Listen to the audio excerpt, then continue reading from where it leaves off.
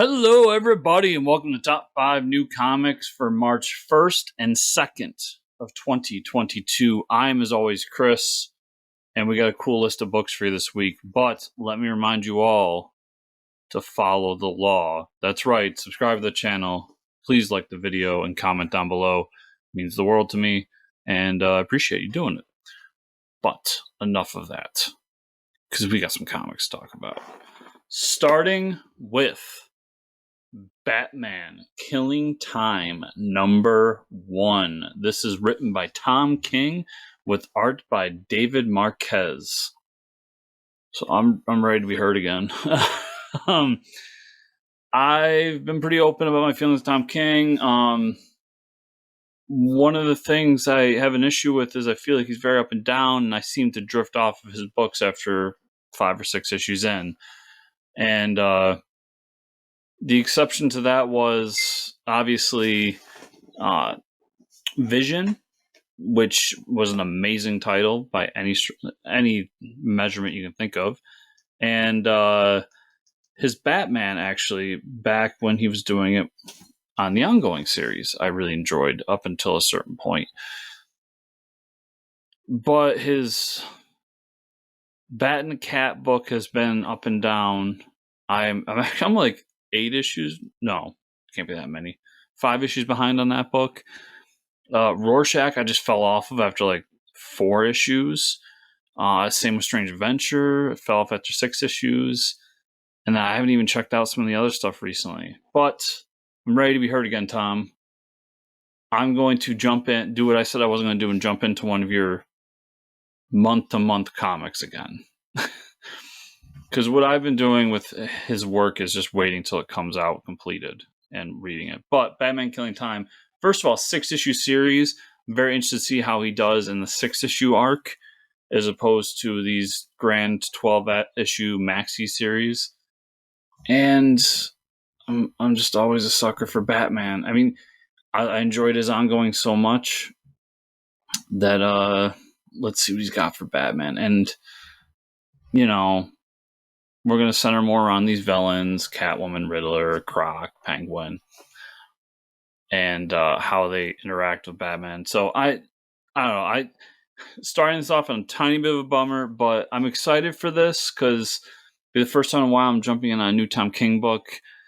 But I am hesitant a little bit because of my past with Tom King books. But we'll see. Hopefully I really enjoy it, and it is awesome. After that, I've got Dark Knights of Steel #5. This is written by Tom Taylor with art by Art-Yasmine Putri. Okay. Love Dark Knights of Steel. It's been just a phenomenal book. And 5 issues in now. Last issue, we got kind of the origin story. How where Bruce comes from, how he became a part of the L family, and then we got who the Green Man is, which I didn't see a whole lot of interaction, how people were feeling about it, but I loved it. I thought it was just a phenomenal way to bring all 3 of those characters into the world and make them make sense for both Bruce and for Clark. And now it's looking like we're back to the main story, the quote-unquote present time of the story. And everything about this world has just been so good. And it's going to be awesome to see how Bruce takes what he's just learned through that flashback story and implement that into his mission now to avenge his father, Jor-El. Dark Knight of Steel is awesome, everybody. Go check it out. After that, I've got What If? Miles Morales #1. This is written by Cody Ziglar with art by Art-Paco Medina. So, hopefully you guys know. If you're new, you don't know, but I'm a sucker for basically 3 characters inside of Marvel I will always check out, and that is Daredevil, which has nothing to do with this book, Captain America, which the first issue is What If Miles Morales Became Captain America, and Miles Morales. So I love What If books. So this was a cool little synergy for me personally. It's a What If book. I adore What If books. I think it's just a cool exercise, and it's fun, especially when you've been inside of a universe for so long, and you get to see how things could work a little bit different inside of that same kind of story arc that we've got. I'm a sucker for Miles ever since he was introduced back in the Ultimate Comics line with Bendis. And I love that he's getting the spotlight now. He's a great character on his own. And I'm a sucker for, like I said, I'm a sucker for Cap. So, and it made me laugh so much that they're giving Miles the Bucky Barnes Cap outfit for multiple reasons. I mean, we all know Miles, part of his background is he's Puerto Rican. And there was kind of the joke back in the day that Bucky's suit pretty much every Cap suit's this way, but Bucky's literally had like the dash going down of the Puerto Rican flag. So we jokingly referred to him as Captain Puerto Rico. And now we've got Miles into this suit, which just fits so well for the character's background and everything. We've got his own version of Falcon in the story. I'm so into this book. Everything about it. I'm glad it exists. We need more What If books, and hopefully this one's good. And I believe it's a 5-issue series, and every issue is going to be what if Miles became this? What if Miles became that? So it's a cool way to take that character and show how. It's a good way to look into character building, because it's going to show how Miles is Miles. No matter what his power, Miles is Miles. Miles is going to do Miles stuff. So I'm digging this idea. I'm all about it. After that, we got Crossover number 12. This is written by Donny Cates and Robert Kirkman, with art by Jeff Shaw and Phil Hester. You heard me right, Robert Kirkman. So let's start with the Donny stuff. So Crossover has just been awesome. I've been loving this arc. I love the kind of the reveal of Donny being the guy behind the curtain and pulling the strings. I love the crossing in with Powers, which is a book I just love. And now it looks like we're going to get further into dealing with the comic book killer that is going around, the comic book creator killer, or whatever you want to call them.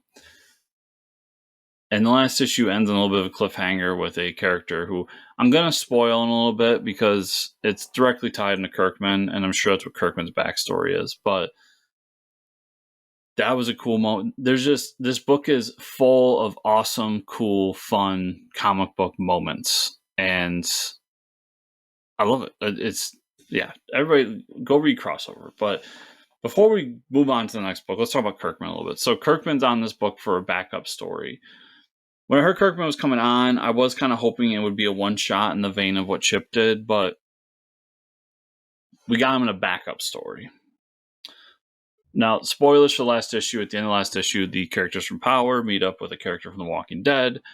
Spoilers once again. Negan shows up. So, from what I've read, what Kirkman's doing is dealing with the Negan side of the story, how Negan got to be where he is and became in contact with the characters that put him on that field at that time at the end of the book. So it's cool. Kirkman's always had a soft spot for Negan. Obviously, The Walking Dead's the thing that made him a millionaire, and good for him. And it's cool that he decided to jump on and do this little backup story. I mean, I'm in love with the creation of this book and how all these comic creators are coming together through a vision of what Donny wanted to do and letting Donny use their characters and then kind of jumping in and doing stuff with him. The Chip issue, now the Kirkman backstory. And I'm hoping this happens more and more and more, which it seems like it is from what I've been reading. There's some other creators jumping on to kind of do backstories or single issues or so on. This is this book is the most love letter of love letters to comics. So everybody should be reading it if you're into comics. It's awesome. I'm going to end with The Nice House on the Lake #7. This is written by James Tynion IV with art by Alvaro Martinez Bueno. Nice House on the Lake, everybody. So Nice House on the Lake went on a little bit of a hiatus. Not a saga-like hiatus, but it's been 3 or 4 months since we got issue 6. And there was a lot of, I personally thought it was a little over-the-top talk of, will it go to Substack? What's going to happen with it? I feel like it was always obvious that this book was going to stay at DC and he was going to finish it out at DC. Tynion's got a lot of good on his side right now, and if he would have pulled this from DC and brought Substack or something like that, it probably would have hurt him a bit. So, but beyond that, I just feel like obviously the DC's not stupid. The ink was probably pretty dry on this contract to finish this book here. That all aside, Nice House on the Lake has been an awesome thriller. It's been this cool little character study of these random people who their only real knowledge of each other. Some of them do know each other outside of this, but their knowledge of each other is to this one person who ends up being an alien, who then tells them, hey, the end of the world's coming and you can stay on this house on the lake and it'll be safe there. You can have anything you want there. And what happens with these people? It's been phenomenal. Everybody who likes any kind of thriller or like mild horror, I see a lot of people calling it a horror book. I don't see it as a horror book personally. I'm not a huge fan of horror, but it does. When I think horror, I think of something way different. I think it's more of a thriller book, more of a character study book, where they're put in this weird place and told to interact and grow and learn and do all these things. So that said, I just don't like calling it horror because it might turn off people who would otherwise love this book, because they'll say to themselves, like I kind of do at times, I don't really like horror. So yeah, so this is the start of the second act. We're going to finish off the book here. I believe 4 or 5 more issues after this.